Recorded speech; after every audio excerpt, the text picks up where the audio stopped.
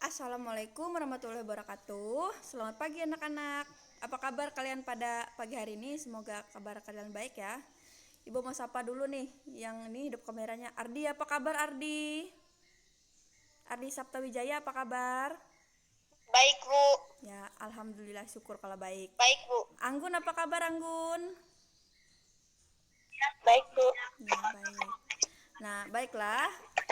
Sebagai umat yang beragama, sebelum memulai pembelajaran kita pada pagi hari ini, marilah kita berdoa menurut agama dan kepercayaan kita masing-masing. Berdoa, Ibu persilahkan.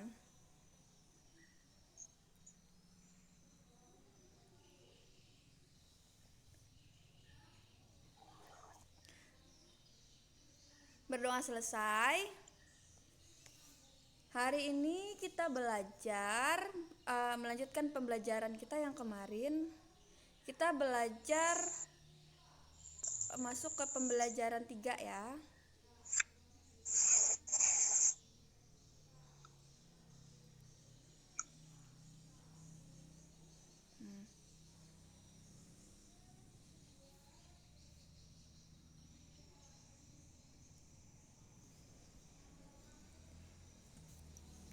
Baiklah, Ibu akan menyampaikan tujuan pembelajaran kita pada pagi hari ini. Yang pertama, dengan mengamati gambar yang ditampilkan di PowerPoint nanti tentang tumbuhan dan habitatnya, anak-anak mampu menyebutkan cara tumbuhan beradaptasi dengan tepat. Kemudian, nanti dengan membaca teks tentang tokoh proklamasi kemerdekaan, nah, anak-anak bisa menyebutkan informasi penting menggunakan aspek kata tanya apa, di mana, kapan, siapa, mengapa, bagaimana pada peta pikiran nanti dengan tepat. Nah, kemudian dengan baca teks melalui PowerPoint, kalian mampu mengembangkan informasi pada peta pikiran melalui tulisan dengan detail. Baiklah, kita masuk ke pembelajaran. Persatuan dalam perbedaan, subtema 1, pembelajaran 3 ya anak-anak. Tumbuhan dan habitatnya. Nah, jadi tumbuhan itu dibagi menjadi 3 berdasarkan habitatnya ya anak-anak. Yang pertama ada yang namanya tumbuhan hidrofit, yang kedua ada higrofit, dan yang ketiga ada xerofit. Nanti kita akan bahas satu persatu. Yang pertama kita akan membahas tentang tumbuhan hidrofit. Nah, ya Anggun, Ibu minta tolong kamu bacakan tulisannya.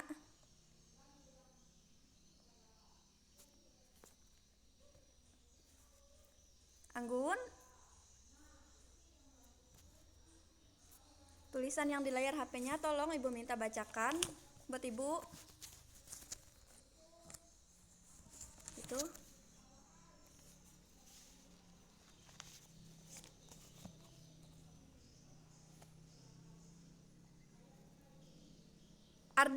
Ardi Saptawijaya, bisa minta tolong bacakan buat Ibu tulisan yang ada di layarnya, di slide-nya itu. Ayo Ardi.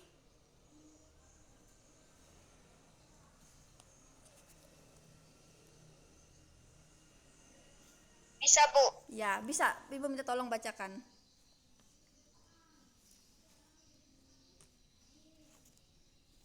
Ayo. Hidrofit.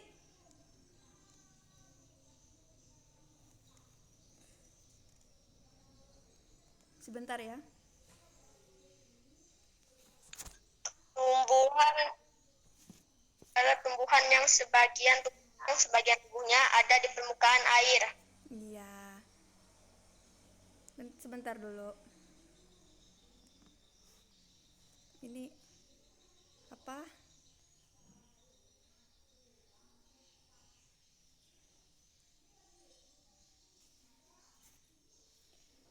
Kata Ardi tadi, hidrofit adalah tumbuhan yang sebagian tubuhnya ada di permukaan air. Nah, karena tubuhnya ada di permukaan air, berarti akarnya berada di dalam akarnya berada di dalam air ya anak-anak. Nah, tumbuhan hidropit ini memiliki rongga udara dalam batang atau tangkai daun. Nah, daunnya itu kenapa dia memiliki rongga atau tangkai seperti itu? Supaya daunnya bisa muncul ke permukaan air.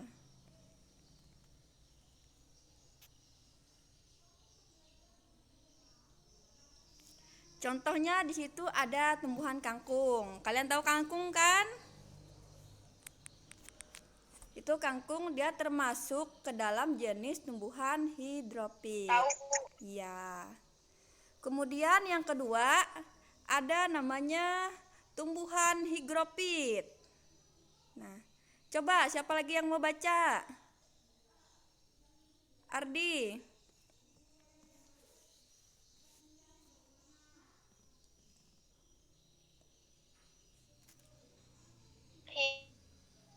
Tumbuhan yang hidup di daerah, contohnya paku. Ya, tumbuhan yang hidup di daerah Contohnya tanaman paku. ya, tumbuhan yang hidup di daerah lembab. Contohnya adalah tumbuhan paku. Nah, tubuhnya terdiri atas bagian-bagian akar, batang, dan daun. Nah, batangnya pada umumnya itu tidak tampak karena terdapat di dalam tanah. Daunnya yang muda umumnya melingkar dan menggulung. Nah, ini contohnya ya, Ibu tampilkan di layar kalian.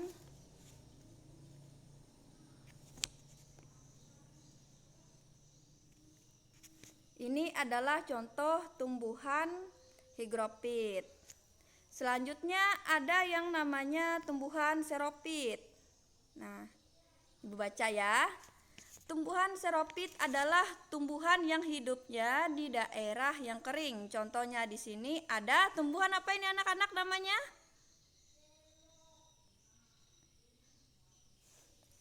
Anggun, tumbuhan apa ini namanya Anggun yang di layar HP kamu? Lidah? Lidah buaya. Ini nama tumbuhannya lidah buaya ya anak-anak. Nah, bentuknya nih. Bisa kalian lihat. Sebentar ya.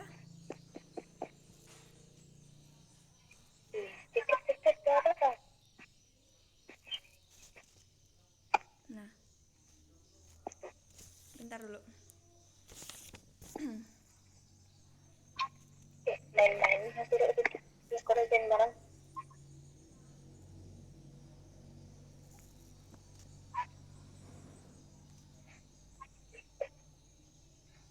Bentuknya seperti yang di HP kalian. Tuh ada duri di ujungnya. Tumbuhan ini hidup di daerah yang kering. Nah, tumbuhan ini memiliki daun yang tebal seperti yang kalian lihat contohnya itu lidah buaya. Nah, dia itu sempit dan kadang-kadang berubah bentuk menjadi duri, sisik atau bahkan tidak mempunyai daun. Seperti yang kita lihat di lidah buaya itu kan dia ujungnya berduri ya anak-anak. Nah, batangnya tebal. Kenapa batangnya tebal? Karena di batang itu digunakan untuk menyimpan makanan atau menyimpan cadangan air ya anak-anak, dan tumbuhan ini memiliki akar yang panjang. Baiklah.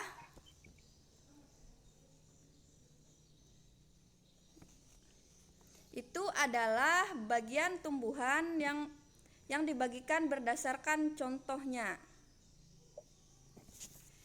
Sekarang Ibu ingin mengajak anak-anak semua untuk berdiskusi. Ibu punya gambar tumbuhan ini. Sebentar ya, Ibu tampilkan di layar kalian.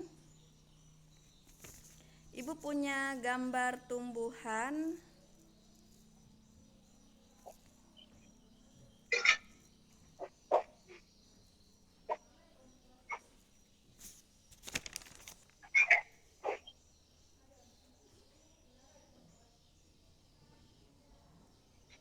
Bentar dulu ya.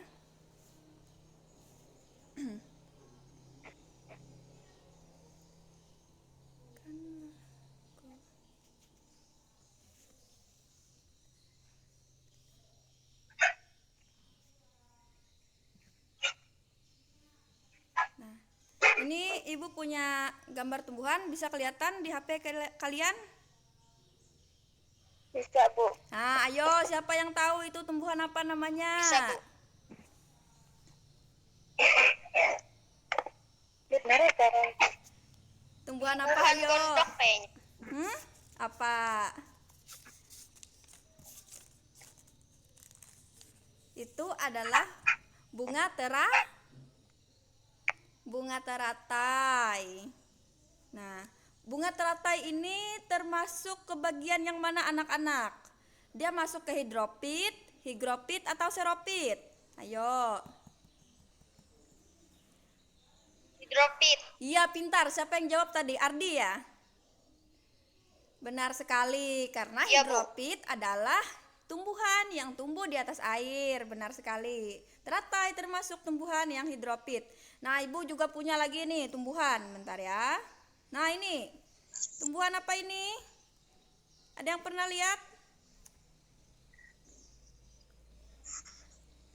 Itu adalah tumbuhan Pernah lihat?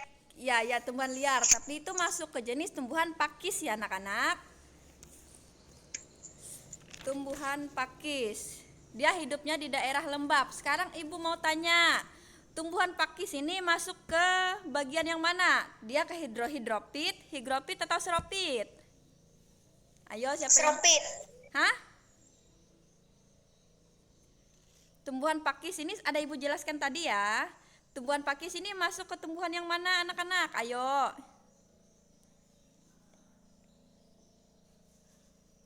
Yang bisa jawab silakan jawab.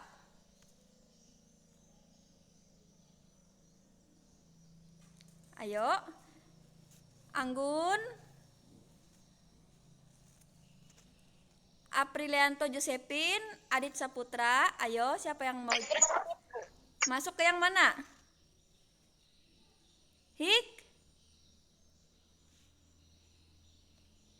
Higropit. Iya, benar sekali. Tumbuhan pakis termasuk ke bagian higropit karena dia tumbuh di tempat yang lembab. Nah, daunnya kan melingkar itu. Dan pada umumnya kayak menggulung begitu kan contohnya. Sekarang Ibu punya lagi nih tumbuhan yang terakhir nih. Ayo ini, tumbuhan apa ini? Tumbuhan kaktus. Ini tumbuhan kaktus ya anak-anak. Dia tumbuhnya di tempat yang kering ini tumbuhannya. Sekarang Ibu mau tanya, tumbuhan kaktus ini masuk ke bagian yang mana? Dia hidropit, higropit atau seropit tumbuhan kaktus? Ayo siapa yang bisa jawab? Seropit. Seropit, ya benar sekali. Udah berarti Ardi udah mengerti ya dengan penjelasan yang Ibu sampaikan di awal tadi. Tumbuhan kaktus ini masuk ke bagian tumbuhan seropit. Nah, karena dia hidup di tempat yang kering. Baiklah. Nah, itu adalah bagian-bagian dari tumbuhan ya anak-anak. Ingat ya, ada hidropit, ada higropit, dan ada seropit. Itu berdasarkan tempat hidupnya.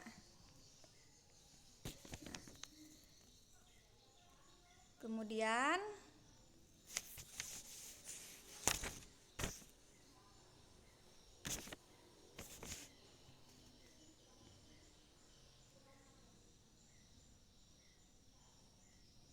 Ibu minta tolong satu orang bisa bacakan untuk Ibu tulisan yang di slide-nya di layar HP kalian. Siapa yang mau baca?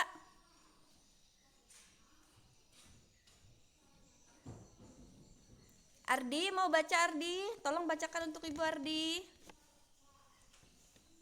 Gambarannya punya saya nggak terlalu jelas.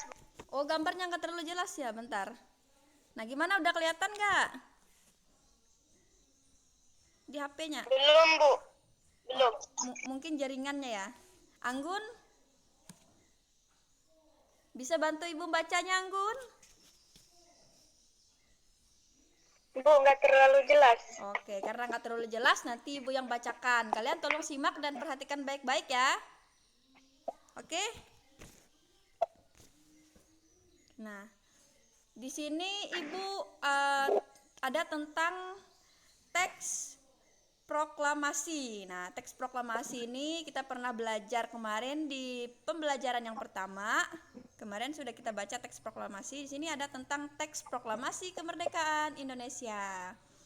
Proklamasi kemerdekaan Indonesia memberi makna yang sangat penting bagi bangsa Indonesia. Sejak teks proklamasi kemerdekaan dibacakan, rakyat Indonesia memiliki negara merdeka, berdaulat, dan bermartabat. Tonggak sejarah tersebut tidak akan terjadi ya anak-anak apabila tidak ada anak bangsa yang gagah dan berani memproklamirkan kemerdekaan. Nah, mereka adalah pejuang bangsa yang tidak boleh kita lupakan. Mereka adalah pejuang bangsa yang tidak boleh kita lupakan. Nah,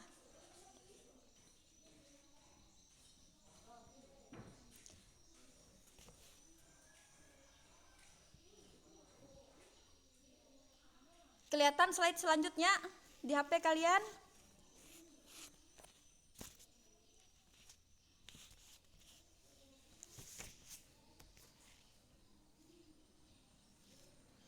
Sebentar ya.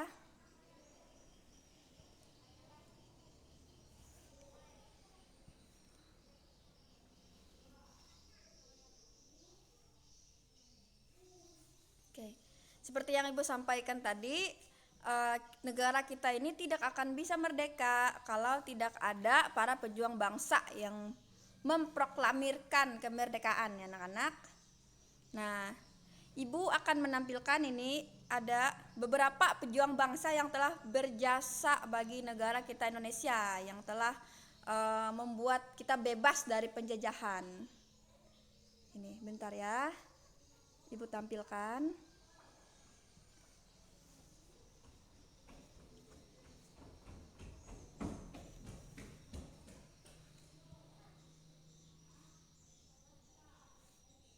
Apakah kelihatan di layar HP-nya? Lihat. Iya. Itu siapa yo namanya? Nama bapaknya siapa? Ada yang tahu nggak?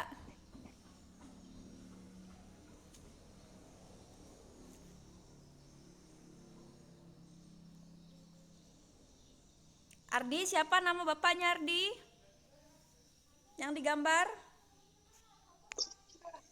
Insinyur Soekarno. Pintar sekali ya. Itu adalah bapak proklamator kita, adalah Bapak Insinyur Soekarno. Nah, Bapak Insinyur Soekarno ini merupakan salah satu orang yang berjasa dalam mendirikan negara Republik Indonesia sebagai negara yang berdaulat. Nah, Bapak Soekarno ini lahir di Blitar, Jawa Timur pada tanggal 6 Juni tahun 1901 dan meninggal di Jakarta pada tanggal 21 Juni 1970.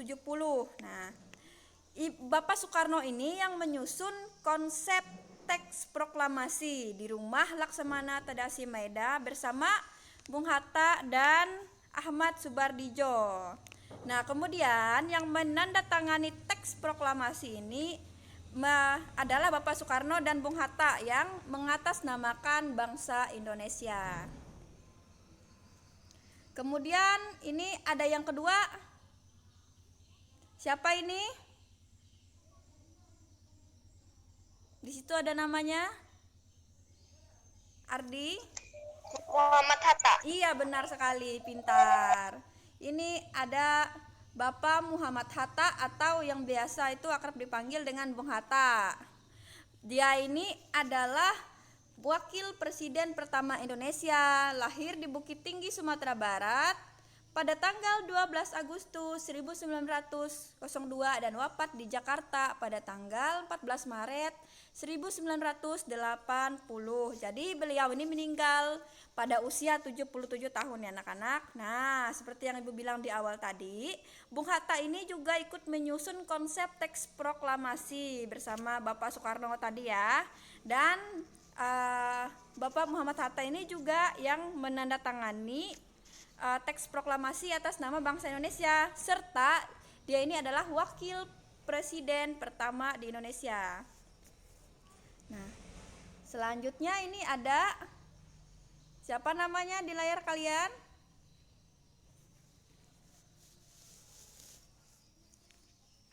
Ahmad Subardijjo. Bu. Iya, pintar. Di sini ada Bapak Ahmad Subardijo ya anak-anak. Nah, Bapak Ahmad Subardijo ini lahir di Karawang, Jawa Barat pada tanggal 23 Maret 1996 dan wafat pada tanggal 15 Desember 1978. Jadi Bapak Subardijo ini meninggal pada usia 82 tahun ya anak-anak. Nah, jadi Bapak Subardijo ini adalah Menteri Luar Negeri Indonesia yang pertama. Ingat ya. Siapa Menteri Luar Negeri Indonesia yang pertama? Bapak Ahmad Ahmad Subarjo. Ya, jadi dia adalah Bapak Menteri Indonesia yang pertama. Nah, kemudian selanjutnya, bentar ya.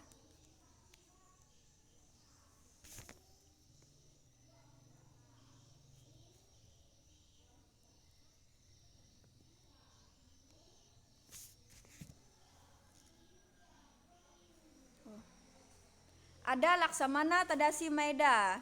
Beliau adalah seorang perwira tinggi laut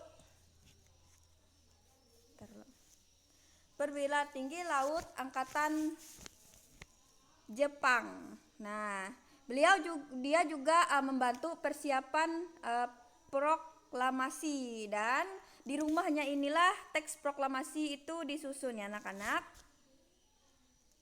Selanjutnya di sini ada Bapak siapa ini? Sebentar ya. Nah, ada Bapak siapa? Ada Bapak Soekarni. Bapak Soekarni lahir di Blitar, Jawa Timur pada tanggal 14 Juli 1916 dan beliau wafat di Jakarta pada tanggal 7 Mei 1971. Kemudian di sini ada Fatmawati. Nah, dia ini lahir di Bengkulu pada tahun 1923 dan meninggal di Jakarta juga pada tahun 1980. Nah, dan ini yang terakhir. Kelihatan di layar kalian? Sebentar ya.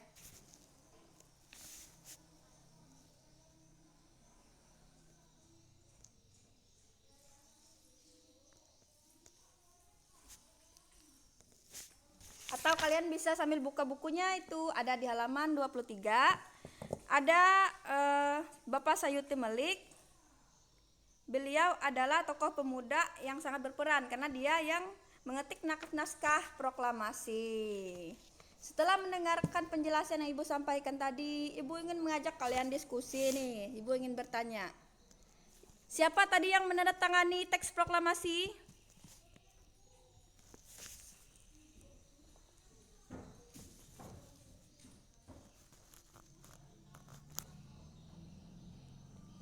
Ayo, Ibu ingin bertanya, siapa tadi yang menandatangani teks proklamasi?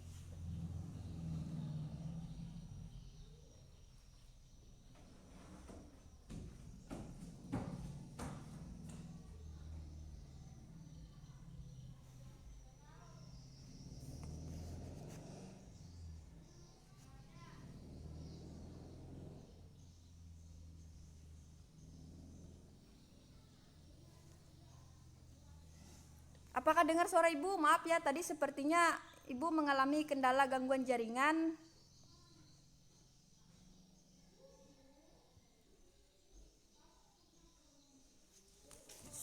Suara Ibu ada nggak? Ada, Bu. Maaf ya, tadi sepertinya jaringan Ibu yang gangguan.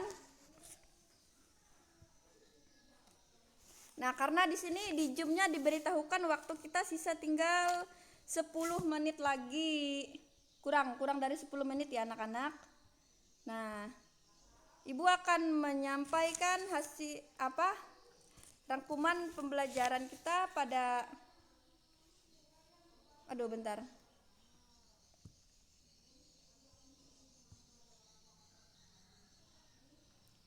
Sepertinya jaringan Ibu nih. Ibu tidak bisa share screen sepertinya anak-anak. Maaf ya karena jaringan Ibu gangguan. Suara Ibu terdengar nggak? Dengar, Bu. Oh iya, syukur kalau terdengar. Sepertinya Ibu sudah tidak bisa bagikan layar karena waktunya yang ini.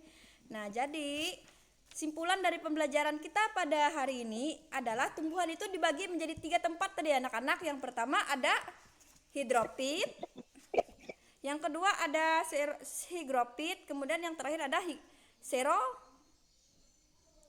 seropit.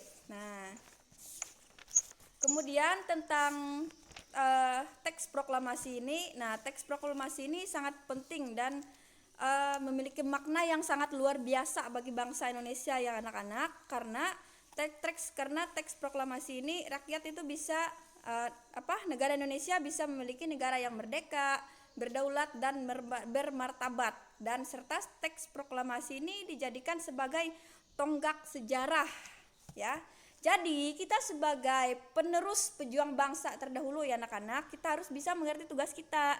Misalnya kita sebagai seorang murid harus belajar dengan sungguh-sungguh, belajar dengan dengan rajin, supaya kita melanjutkan perjuangan pahlawan kita terdahulu untuk memajukan bangsa Indonesia. Nah, baiklah, demikian pembelajaran kita pada pagi hari ini. Jika ada salah kata atau kekurangan, Ibu mohon maaf. Semoga apa yang bisa Ibu sampaikan bisa kalian mengerti. Dan tolong, meskipun kalian tidak turun di sekolah, tolong di rumah tetap belajar ya. Karena kita belajar bisa di mana saja, nggak cuma di sekolah, kita bisa belajar di rumah. Paham? Paham anak-anak?